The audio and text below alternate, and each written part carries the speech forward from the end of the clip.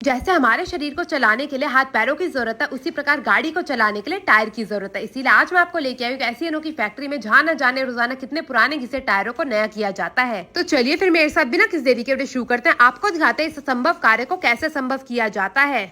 तो खराब बेकार घिसे हुए टायर को नया बनाने के लिए सबसे पहले टायरों को एक एक करके फैक्ट्री तक लाया जाता है। मैं आपको बता दूं, ज्यादातर जो है रिफर्बिशिंग का जो कार्य होता है वो ट्रक और ट्रैक्टर के टायरों पे किया जाता है। अब जो फैक्ट्री में टायरों को लाया गया इनकी करी जाएगी सबसे पहले बफिंग, जिसका मतलब होता है कटर लगा होता है, उसकी सहायता से इनकी दोबारा से घिसाई करी जाती है। घिसे हुए टायरों को दोबारा से बिल्कुल बेहतरीन तरीके से घिसा जाता है, वो भी करीबन 30 मिनट तक, ताकि टायर की जितनी भी गुडियां वो सब अच्छे से घिस के खत्म हो जाए और बिल्कुल चिकना हो सके हमारा टायर। यहाँ पे आप देख सकते हैं, यहाँ पे 30 मिनट हो चुके हैं। जो हमारा टायर वो अच्छे से घिस के तैयार चुका है। अब बारी आती है इसके किनारों को घिसाई की। तो किनारों की घिसाई के लिए हाथ वाली मशीन होती है, जिसकी सहायता से इसके किनारों को भी बिल्कुल बेहतरीन तरीके से घिस के तैयार करा जाता है। अब इस घिसे हुए टायर को नया बनाने के लिए इसको उठा के रखा जाएगा एक बड़े से स्टैंड के ऊपर, और बारी आ जाती है अब इसके ऊपर ब्लैक सोल्यूशन लगाने की, जो कि सबसे ज्यादा पावरफुल सोल्यूशन होता है। किसी भी टायर को तैयार करने के लिए इसी सोल्यूशन की सहायता ली जाती है। इस सोल्यूशन में इतना दम होता है कि आप 10 मीटर दूर से भी इसके आग लगा सकते हैं। तब सबसे पहले सॉल्यूशन को अच्छे से टायर के ऊपर लगाया जाएगा।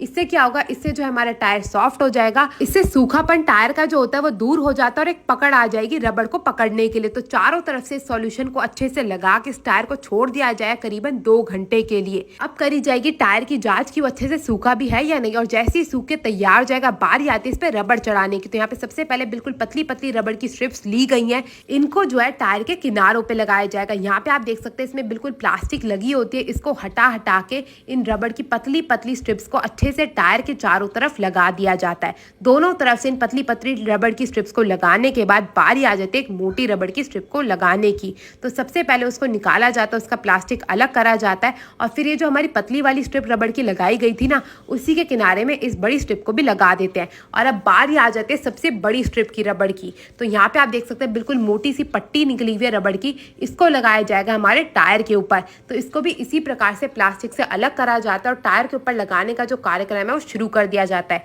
एक एक करके टायर को घुमा घुमा के हाथों से दबा दबा के ये जो रबड़ होता है उसको बिल्कुल अच्छे से टायर के ऊपर चढ़ा दिया जाता है। यहाँ पे आप देख सकते हैं जो हमारा रबड़ है वो अच्छे से टायर के ऊपर चढ़ के तैयार हो चुका है।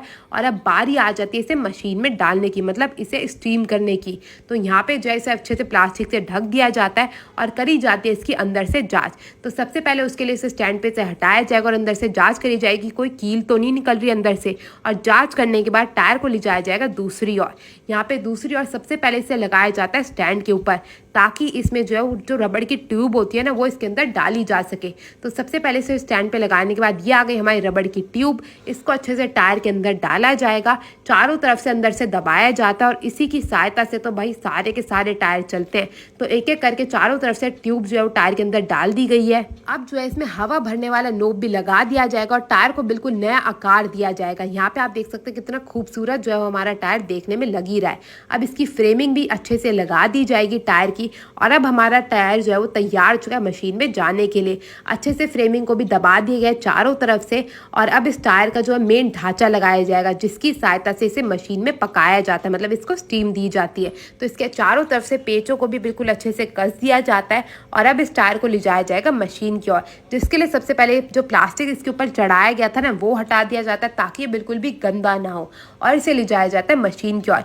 ये जो आप मेरे सामने मशीन देख रहे हैं ना, इसी के अंदर टायर को पकाया जाता है स्टीम की सहायता से। तो इसे भेज दिया गया इस मशीन के अंदर। अब ये जो लोहे का डंडा आप देख रहे हैं इसको भी निकाल दिया जाएगा और मशीन को कर दिया जाएगा बंद। इस मशीन में 2 घंटे तक टायर को छोड़ दिया जाता है, जिसमें स्टीम की सहायता से टायर को पकाया जाता है। मतलब ये जो इसके ऊपर रबड़ आप देख रहे हैं ना लगा हुआ, इसको पका के अच्छा सा आकार दिया जाता है। मशीन के सारे स्क्रू को अच्छे से बंद करने के बाद बारी आ जाती है इसको 2 घंटे तक ऐसे ही छोड़ने की। ये जो आप मीटर देख रहे हैं ना, इसी से देखा जाता है कि इसके 2 घंटे पूरे हुए या नहीं। और जैसे ही हमारे जो मशीन के 2 घंटे पूरे हो जाएंगे, इस मशीन के स्क्रूओं को दोबारा से खोला जाएगा और टायर को निकालने का कार्यक्रम शुरू करा जाएगा। टायर को बड़ी सावधानी से निकाला जाता है, ताकि वो बिल्कुल भी फटे ना, क्योंकि इतना ज़्यादा गर्म होता है टायर, तो उसके फटने का डर रहता है। तो मशीन द्वारा ही टायर को अच्छे से उठाया जाता है। इतना गर्म होता है इस वक्त ये टायर कि अगर आपने इस पर हाथ लगा दिया तो आपका हाथ जो इसी से चिपका रह जाएगा। तो इसे पहले थोड़ा सा ठंडा करा जाता है, और उसके बाद मशीन से निकलने के बाद हमारा टायर हो जाता है तैयार। अब चलते हैं यहाँ के ओनर से बात करते हैं। नमस्कार भैया, कैसे हैं? बढ़िया भैया। तो भैया हमने यहाँ पे देखा टायर की रीथ्रेडिंग कैसे करी जाती है, तो अपने बिजनेस के बारे में, अपने बारे में कोई बताना चाहेंगे? भाई हमारी दुकान का नाम है काम्बोज टायर ट्रेडर्स के नाम से है, शामली में है, दिल्ली रोड पे, और नियर होंडा की एजेंसी है यहाँ पे, सिटी ग्रीन बैंकेट हॉल भी है। ठीक है। और अगर आपको कांटेक्ट करना है तो मेरा फोन नंबर है 8954014428। आपको पुराने टायर से नया टायर बनता देख कैसा लगा जरूर बताइएगा। मैं आपसे मिलूंगी अगली वीडियो में, तब तक के लिए टेक केयर, गुड बाय।